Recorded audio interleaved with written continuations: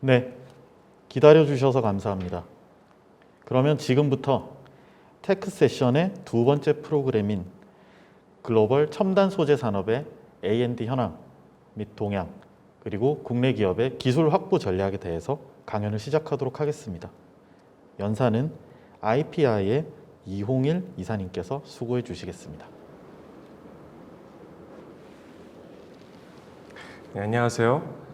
이번에 테크 세션의 두 번째 발표를 맡게 된 주식회사 IPI의 사업과 컨설팅 부문 총괄이사를 맡고 있는 이용일이라고 합니다.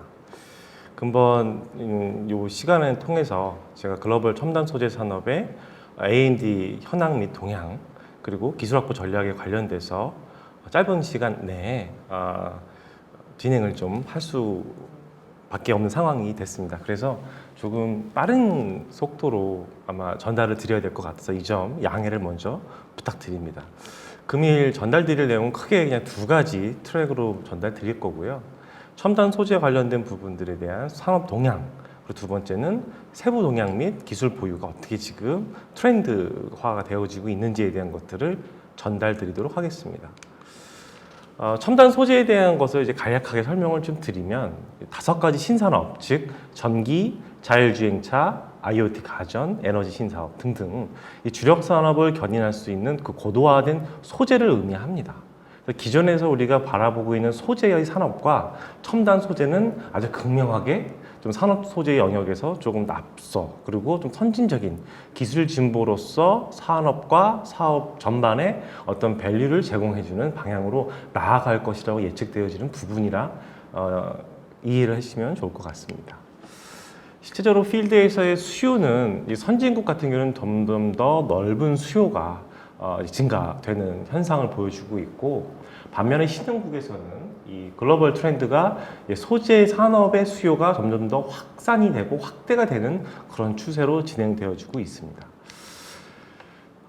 그럼 이 첨단 소재를 구분하자고 하면 크게 이제 5가지 영역으로 이제 구분들을 합니다.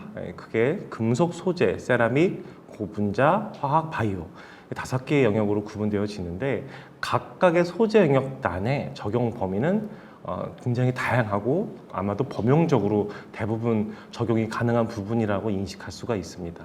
다만 이제 그 구분에 대해는 각각의 소재의 속성별로 실제 요즘에 뜨고 있고 그냥 핫한 이머징한 부분에 대한 적용 범위는 보시는 바와 같이 구성되어져 있다라고 이해가 할 수 있겠습니다. 글로벌 첨단 소재 분야의 시장은 지속적으로 성장하고 있는 추세고, 실제 이 시장을 리딩하고 있는 국가는 미국이 되겠습니다. 전체 규모의 한 45% 혹은 46% 정도의 마켓쉐어를 가지고 있습니다.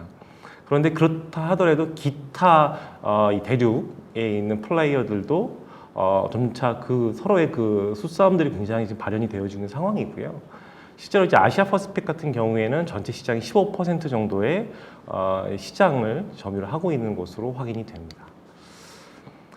해외 기술에 대한 이 첨단 소재 분야에 대한 기술 동향에 대해서 어떤 지금 트렌드가 가고 있는지에 대한 것을 저희가 사전에 한번 분석을 해봤더니 아주 극명하게 스타일이 좀 다른 분야로 좀 확인이 됐습니다. 우선 첫 번째 미국 같은 경우에는 이제 미래 신소재 개발이라고 하는 거에 대해서 인프라 구축에 대해서 집중을 하고 있는 형태를 보여지고, 독일 같은 경우에는 이제 미래 지속 가능한 산업, 즉 실용재 소재에 관련된 부분에 있어서 개발이 좀 두드러진 특성을 갖고 있습니다.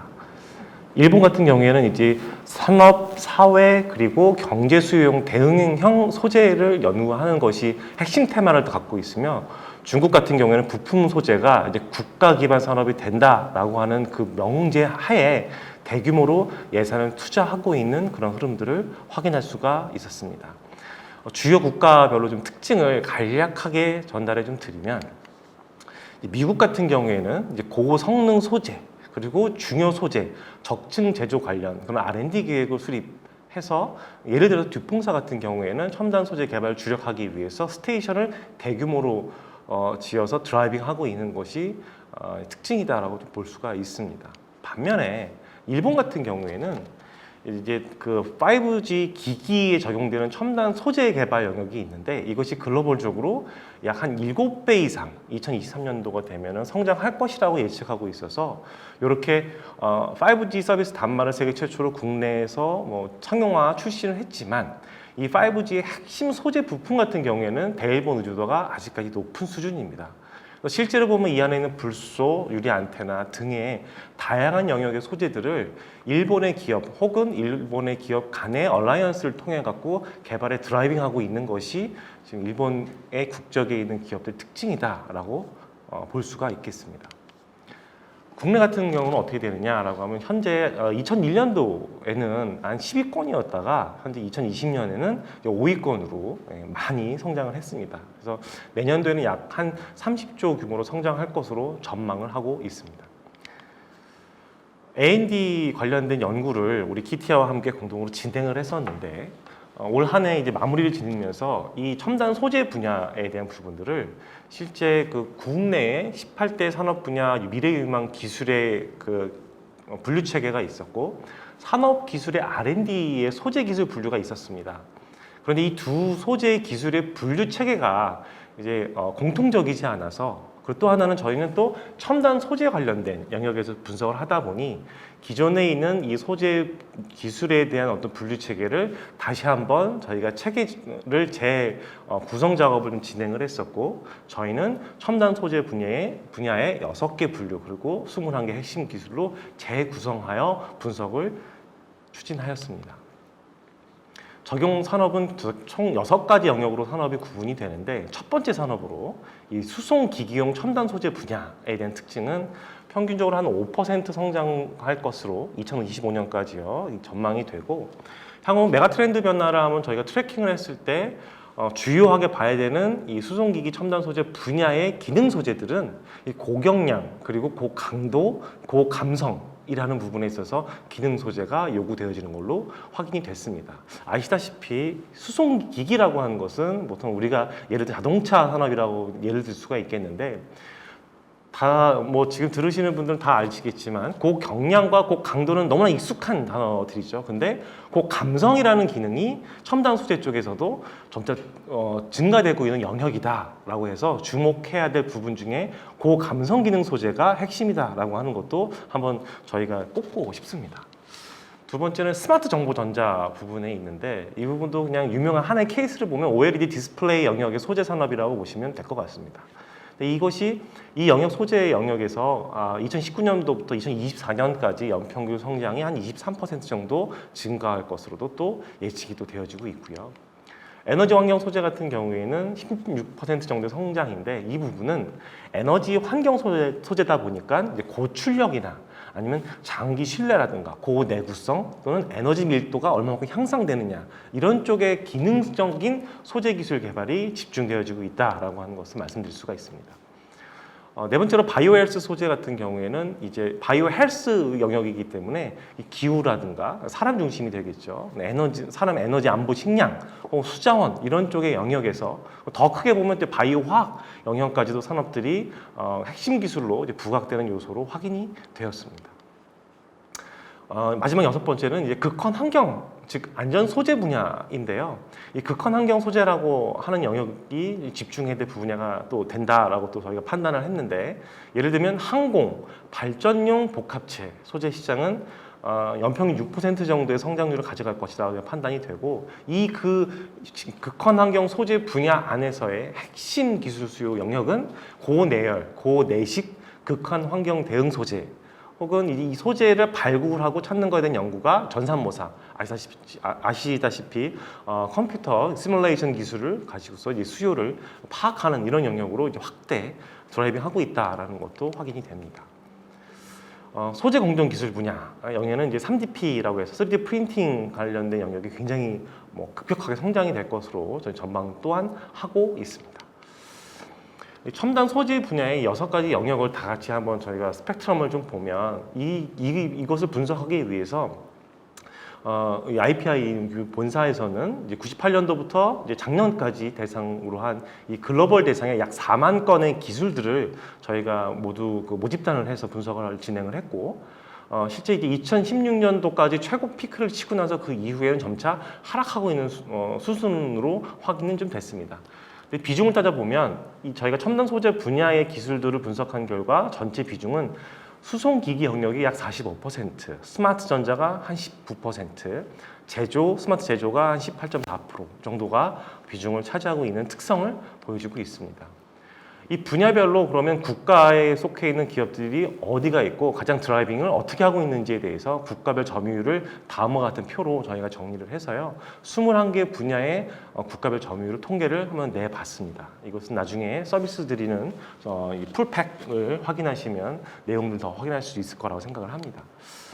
저희가 본 과업을 진행하기 위해서 그 6대 분야의 21개 기술 카테고리 중 저희가 종합 지표를 분석을 통한 결과 유망 기술이라고 하는 것을 전체 중에 5가지 저희가 선택을 했었고 그 중에서도 기술 평가를 통해서 최종 순위를 선정을 했습니다. 하이퍼 플라스틱, 복합 제형 신기능 섬유, 극한 환경 소재 부분인데 문제가 뭐냐면 이 세 가지 영역에 저희가 유망 기술을 선택했지만 하이퍼 플라스틱은 이제 중국 기업이 탑 랭킹이 좀 많이 됐습니다. 이 탑 랭킹된 하이퍼 플라스틱의 중국 기업들의 대부분이 복합 제형 신기능 섬유와 극한 환경 소재 분야 이외에 중국 특허 또는 중국의 기술에 대한 국제적 평가가 낮기 때문에 대상의 그 카테고리로 저희가 선정하기가 조금 어렵다라고 판단. 복합 제형 신기능 섬유와 그다음에 극한 환경 소재에 저희가 유망 기업 기술 분석으로 진행을 한 것으로 결정을 하고 다음과 같이 진행을 추진했습니다. 첫 번째, 그 복합 제형 그 신기능 섬유의 이제 특징을 좀 보면 이 기술 선도국은 이제 일본입니다. 그래서 시장 포화도는 실제로 이게 이제 시장의 포화 상태가 아니라 아주 좀 낮은 상태입니다. 그래서 향후 관련 기술의 개발이라든가 아니면 A&D를 통해서 이 시장에 진입하기가 조금 더 수월할 것이다 라고 판단이 좀 들었고요. 특징적으로 좀 보면 이제 기술 활동 같은 경우에는 전체의 기술을 출시를 하고 등장하는 증가 추세는 계속적으로 가고 있지만 실제 그 상대국, 다시 말해서 일본 대비 한국의 비율이 68.3% 정도가 됩니다. 그래서 이 한국 선도국 대비 한국 점유율이 낮을 경우에는 저희가 A&D를 진행하기 조금 한계가 있어요. 왜냐하면 저희가 응용 기술이 없기 때문에 A&D를 하기 조금 한계가 있을 수가 있는데 본 타겟 기술은 선진국 대비 한국이 그 기술 차이가 그렇게 많이 차이가 안 나기 때문에 선진 기술이나 선진 마켓을 확보하고 있는 그런 기업을 우리가 A&D를 하게 될 때 우리가 스스로 그 자력으로 흡수, 활용 그다음에 이걸 가지고 더 개선이 조금 쉽다라고 하는 것을 확인할 수 있었고요. 이 분야의 기술 시장 환경의 영역에 대해서 인덱스를 좀 잠깐 보면은 기술 분야의 선도국인 일본은 다수의 기술 시장을 점유하고 있지만 시장 확보력, 즉 보유하고 있는 기술을 가지고 글로벌 시장에 대입했을 때 일본의 시장 확보력에 있는 수준은 0.44 정도밖에 안 되고요. 이 대신에 이 시장 확보력입니다. 상대적으로 기술 수는 좀 적지만 강력한 기술의 어떤 로열티를 가지고서 글로벌 시장에 드라이빙하고 있는 기업들은 미국과 유럽이 좀 많았다라고 볼 수가 있습니다. 다시 말해 미국과 유럽이 글로벌 시장에 대해서 드라이빙을 할 수 있는 역량이라든가 인프라를 이미 갖고 있다라고 볼 수가 있고 일본은 기술 수는 좀 많지만 실제 시장 확보력은 조금 다소 좀 낮다라는 것을 좀 확인할 수가 있겠습니다. 반면에 한국도 일본과 같은 좀 유사한 수준이다라고 볼 수가 있겠습니다. 앞서 잠깐 말씀드렸던 것처럼 그러면 이 복합 제형 신기능 섬유 부분에 있어서 가장 기술적으로 좀 기술 경쟁력이 좀 높은 기술을 갖고 있는 회사들은 어딘가 또는 국가는 어딘가를 확인했을 때는 프랑스 국적의 기업들이 조금 더 이제 기술 경쟁력을 좀 많이 보유하고 있는 것으로 확인이 좀 됐고요.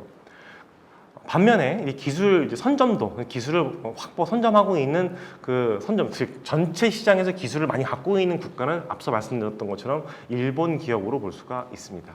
최근에 일본 기업들이 이 복합 제형 신기능 섬유의 기술 경쟁력을 높이기 위해서 기술 개발에 매진하고 있다라고 하는 것으로 이제 해석이 될 수 있는 부분입니다. 두 번째 저희가 유망 기술이라고 해서 선정했었던 극한 환경 소재는 기술 선도 국가는 미국입니다. 그런데 이 시장에 대한 기술 포화도는 이전 시장과 유사하게 엔트리 베리어가 조금 더 낮은 그런 영역이다라고 볼 수가 있습니다. 그래서 주요한 주목, 기술 시장 환경, 기술 경쟁에 대해서 각각의 설명을 드리자면 극한 환경 소재의 이제 기술 활동은 가장 잘 활동으로 좀 활발하게 하고 있는 선도국, 다시 말해서 이제 미국 대비 한국은 약 25% 정도의 격차를, 그러니까 즉 25% 정도의 수준이다라고 보실 수가 있겠습니다. 그래서 상대적으로 좀 기술 수준이 조금 다소 떨어져 있는 그런 영역이다라고 볼 수가 있겠습니다. 반면에 이 미국이 다수의 기술 시장을 점유하고 있지만 시장 확보력, 즉 글로벌 시장에서의 그 기술이 적용이 되거나 또는 활용이 되거나 아니면 리딩을 하고 있는 그 기술은 미국은 3위에 그치는 것으로 확인이 됐고요. 그 시장을 일본과 유럽이 각각 나눠 갖고 있습니다. 다시 말해서 미국이 최근에 연구 개발을 통해서 극한환경 소재의 기술을 많이 개발하고 등장은 시켰지만 기존에는 원천 기술과 활용 기술들은 일본과 유럽이 아직도 강세를 보이고 있다라고 또 해석이 되는 부분입니다. 반면 한국은 미국과 같은 수준으로 이제 기술의 개발을 하고는 있지만 실제 글로벌 시장에서의 그 우리나라 자국에 있는 우리나라에 있는 회사들의 기술 활용도는 조금 떨어진다라고 또 확인이 될 수 있겠죠. 이 극한환경 소재의 이제 기술 경쟁력을 좀 보면 이 질적 수준이 좀 높은 것은 어디냐라고 했을 때는 앞서 말씀드린 유럽과 일본이 좀 리딩한다고 말씀드렸죠. 그 중에 유럽 중에서도 캐나다와 독일 국적의 기업들이 기술 경쟁력, 극한환경 소재 영역에서 기술의 질적 수준이 좀 높다라고 좀 확인이 좀 됐었고요. 그리고 기술 선점도 좀 많이 등장하고 있는 국가들은 어디냐라고 했을 땐 미국과 뭐 국내 기업도 들어갔고요. 주로 미국 국적의 기업들이 많이 보인다라고 하는 것도 약간 좀 차이가 있는 그런 아주 볼 수 있는 결과물이다라고 이해할 수 있겠습니다. 주요 그 세부 시장에 대한 이제 동향 및 기술 보유 이 두 가지 영역에 대해서 이제 현황에 대한 방법을 말씀을 좀 드리겠습니다. 복합 제형 신기능 섬유를 전체적인 저희가 그냥 서머리를 좀 해드리면 첫 번째 세부 시장의 수요 전망은 글로벌 트렌드를 보면 이 복합 제형 신기능 섬유 안에서도 고강도, 고경량화, 고내열성, 전도성 기능이 부과된 섬유 기술, 즉 그 안에서도 탄소, 유리, 스마트 섬유 기술이 핵심 시장으로 형성을 하고 있다라고 보여지고 있고요. 그리고 2025년까지 한 11% 정도의 계속적인 시장 성장은 가져갈 것이다라고 보여집니다. 지역별로 보면 아시아가 전체 시장의 한 38.2%, 미국이 전체의 32%, 유럽이 26% 정도의 점유율을 갖고 있습니다. 수요 역시도 항공우주 관련된 부분이 수요가 좀 가장 많을 것으로 예상이 좀 되고요. 기술 관련된 이제 트렌드는 유럽에는 아시다시피 프리프래그라거나 고성능 수지 첨가제 또는 이종 소재와 복합 성형 기술 이런 것이 활발하게 진행되어지고 있는 것이 좀 특징이고 한국 같은 경우에 자국에 있는 우리 국가에 있는 기업들 같은 경우에는 유리강화 복합체 혹은 탄소 섬유에 대한 글로벌 경쟁력을 막 보유해서 드라이빙하고 있는 것으로 파악이 됐습니다. 적용 분야로 한번 좀 보면은 예를 들어서 한 크게 세 가지로 저희가 좀 구성을 해봤는데요. 첫 번째는 이 외장재라든가 엔진, 배터리 하우징 이런 것들이 고경량 강도, 고성형, 내열, 고탄성, 내화학, 내부식성 이런 쪽으로 많이 활용이 될 수 있겠다라고 판단이 되고 내장재 영역에서는 뭐냐면 이제 경량이라든가 전도성 이런 부분들로 확대 적용 가능하다라고 좀 판단을 했고요. 기술 트렌드 같은 경우는 이제 일본이 한 44.5%의 선도를 가지고 있지만 한국과 격차가 그렇게 많이 나지 않는 것으로 또 확인도 됐습니다. A&D 케이스로 최근에 이제 테이진이라고 하는 이제 복합 소재 전문 업체가 있습니다. 그래서 이 업체가 컨티넨탈 스트럭처 플라스틱이라는 CSP를 인수를 해서 북미 시장의 판매 채널을 확보하고 이 CSP가 보유하고 있는 그 소재 기술을 같이 A&D를 통해 가지고 시너지 효과를 가지고서 이 부품 경량화에 대한 매출 증대가 가능한 것으로 또 저희가 좀 판단을 또 하고 있어서 케이스로 한번 선정을 해봤고요. 미쓰비시 이제 케미칼 같은 경우에도 마찬가지로 직물 제조 업체인데 CMP를 인수했습니다. 그래서 기존에 이제 미쓰비시 케미칼이 보유하고 있지 않은 신규 소재라든가 응용 제품 개발 영역에 아시아, 미국 혹은 유럽까지 시장 영역을 확장하는 데 가능할 것으로 또 파악이 되는 케이스를 선정을 좀 했고요. 주목되는 추천 기업들은 이 이후에도 설명을 좀 드리겠지만 아사히 카본이라든가 아니면 그래퍼이드라든가 캐나다 그래핀 관련된 회사들이 있는데요. 이건 다시 또 추후에 또 말씀 좀 드리도록 하겠습니다. 극한 환경 소재에 대한 서머리를 잠깐 말씀을 좀 드리면 이제 글로벌 트렌드는 이제 고내열, 고내식, 초고압 이런 쪽에서 사용되는 소재 기술이었지 않습니까? 이쪽에는 초내열 합금, 그다음에 아라미드 섬유, 그리고 그래핀이 대표적인 영역이 되겠습니다. 그래서 이 안에 있는 그 응용 분야의 수요가 내열 합금 쪽에 많이 등장하고 있고, 최근에 이제 5G용 이제 광 케이블 보강제로 사용되는 게 아라미드 섬유 쪽입니다. 그리고 그래핀 같은 경우에는 이제 대량 생산 기술을 이제 원소재에 이런 것이 가시화가 되어지고 있어서 아주 초점을 맞춰서 봐야 될 그런 영역이다라고 판단이 좀 들었습니다. 국내는 2022년까지 약 연평균 7% 정도의 성장을 보여줄 것 같고요. 그리고 글로벌 시장에는 아라미드 섬유에는 4.5%의 마켓슈어를 우리는 갖고 있습니다. 앞으로 2024년까지는 약 35%의 이제 비약적인 성장률을 갖겠다라고 또 저희 예상이 좀 되어지고 있고요. 수요 전망 영역에는 발전용 소재가 초내열 합금 영역에서 좀 관목 맞는 그런 부분이고, 파락에는 항공우주해양 군수, 그리고 메탁에는 자동차 쪽으로 활용이 되겠다라고 확인이 됐습니다. 기술 동향 같은 경우에는 초내열 합금은 항공기 엔진, 가스터빈, 로켓, 화학 플랜트 이런 쪽으로 석유화학 장비 쪽으로 좀 확인이 되고, 아라미드 섬유는 아까 말씀드렸던 것처럼 파락의 영역에 철보다 인장 강도가 좀 높은 강한 기술이기 때문에 그런 섬유 관련된 영역에서의 집중을 좀 보여주고 있다. 그래핀은 이제 여러 가지 회사들이 좀 있는데, 알스톤에서 매트리얼이라는 회사가 원재료를 수급받아서 소재를 개발하고 있는 것들도 주목할 만하다라고 판단이 좀 들었습니다. 기술에 관련된 선도국은 미국이 44% 되고 한국은 약 10% 정도 되기 때문에 격차가 큰 편입니다. 미국, 유럽, 일본, 한국 순인데, 이 연구 개발을 하기 위해서는 이 A&D가 굉장히 핵심이 좀 되겠죠. 그렇기 때문에 시장 확보력 측면에는 유럽이 가장 많은 패밀리 기술을 갖고 있기 때문에, 반면에 3급은 일본이 좀 높은 특성을 좀 보여주고 있고요. 파급도는 캐나다, 독일이 조금 더 앞선 선진 기술을 갖고 있다라고 하는 게 트래킹 결과로 도출이 됐습니다.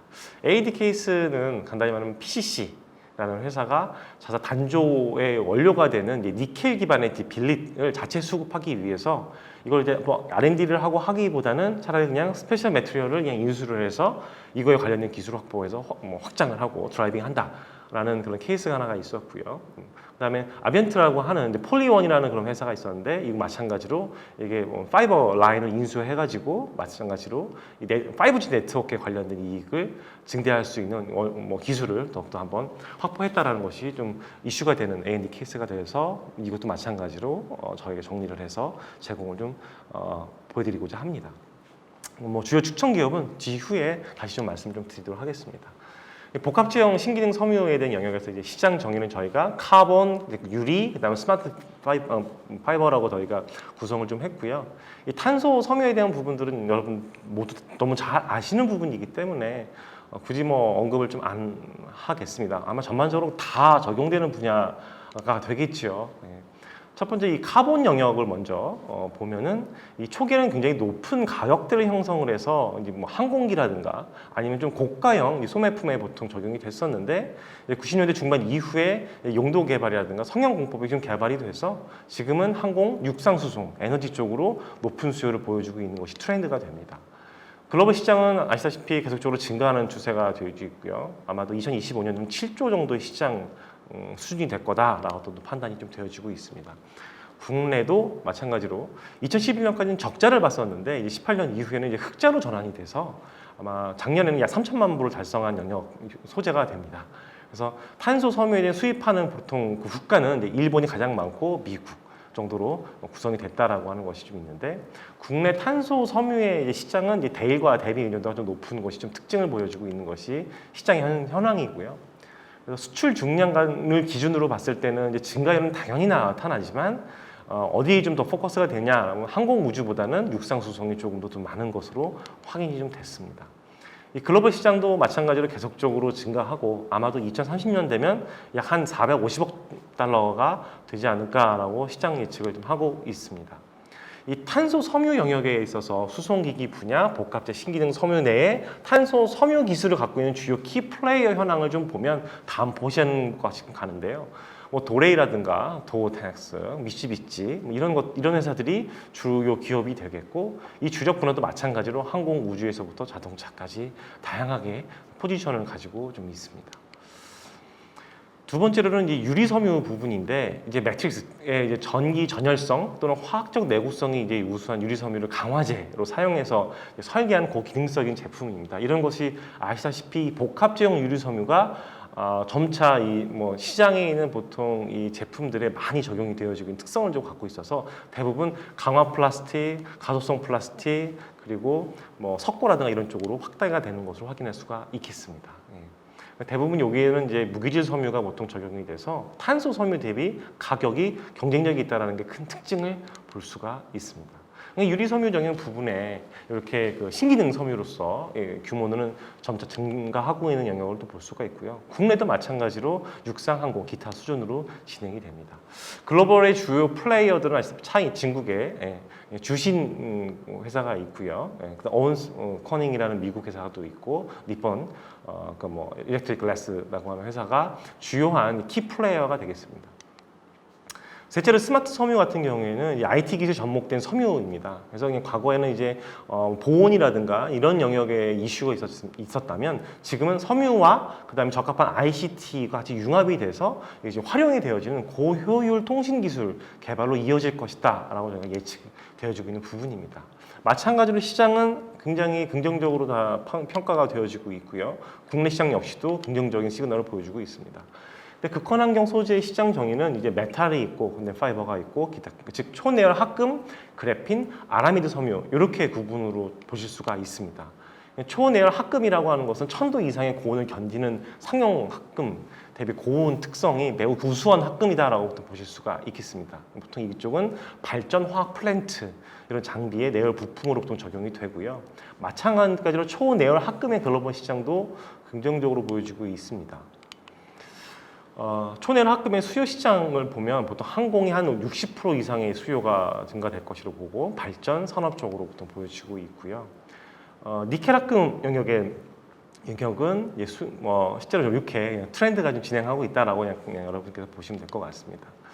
이 내열 합금의 주요한 키 플레이어는 이제 ATI가 되어질 수가 있고요. 스페셜 매트리얼이라고 하는 회사를 이제 PC가 인수를 했습니다. 2006년에 굉장히 인수를 했었던 아주 대표적인 A&D 케이스이기 때문에 제가 좀 담아놨고요. 그 니켈의 초내열 합금 국내 플레이어들도 역시 있습니다.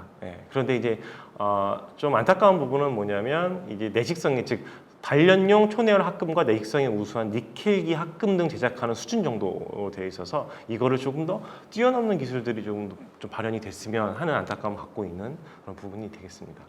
두 번째는 이제 아라미드 섬유 영역인데요. 아라미드 섬유는 이제 PPTA하고 PMIA가 이렇게 있습니다. 즉 파라계와 메타계인데 내 부식성과 난연성에 관한 있냐 없냐의 차이라고 여러분 보시면 될 것 같고요. 마찬가지로 시장이라든가 국내 시장은 증가할 것이고 수요 시장 전망도 마찬가지로 다양한 영역에서 수요가 계속적으로 진행되어지고 있다라고 보실 수가 있습니다. 주요 플레이어들은 다음과 같죠. 뭐 미국은 유통이고 일본은 뭐 테이진, 한국은 뭐 코오롱 인더스트리가 보통 주요 플레이어고 메타계는 중국에 있는 토요라는 회사가 특징으로 좀 볼 수가 있게 됩니다. 그래서 그래핀에 대한 부분은 아시다시피 그냥 이 벌집 모양의 배열로 있는 반금속성 물질이라고 생각을 하시면 아주 그냥 편하게 그냥 이해하실 수 있을 것 같고요. 대신 특징이 이제 화학적 구조적으로 아주 안정되고 강도가 강한 특징을 좀 가지고 있다라고 보실 수가 있겠습니다. 시장에 대한 부분은 넘어가고요.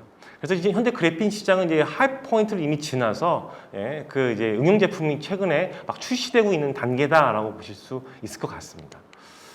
그래서 그래핀 수요가 아주 폭발적으로 늘어날 것이다라고 예측들을 많이 하고 있기 때문에 이것도 집중해서 봐야 될 영역이다라고 보실 수가 있고요. 국내는 대기업, 중견, 그리고 중소기업들이 각각의 이렇게 플레이어를 하고 있고 개발을 하고 있는 업체들이다라고 보실 수가 있겠습니다. 그래서 지금까지 그 첨단 소재 산업 동향 관련된 부분에 올해 그 키티아와 같이 공동으로 진행했었던 연구 결과를 요약을 여러분께 좀 설명을 좀 드렸고요. 그 안에 저희가 이제 국내 기업의 기술 확보 전략은 시간상 요 다음 세션에 이 확보 전략과 함께 잠재 후보 파트너들에 대한 후보들을 저희가 소개하는 그런 시간으로 다시 진행하도록 하겠습니다. 네, 감사합니다. 네, 이용일 이사님의 훌륭한 강연 감사합니다. 다음에 이어지는 시간은 방금 강연의 주제인 글로벌 첨단 소재 산업에서 국내 소부장 기업이 전략적으로 제휴를 할 만한 후보 기업에 대해서 소개해 드리도록 하겠습니다. 연사는 변함없이 이용일 이사님께서 다시 한번 수고해 주시겠습니다. 질문사항이 있으신 분께서는 채팅창에 적어주시거나 혹은 세미나 홍보물에 적혀있는 이메일로 보내주시면 취합하여 답변 보내드리도록 하겠습니다. 그러면 5시부터 다시 시작하도록 하겠습니다. 감사합니다.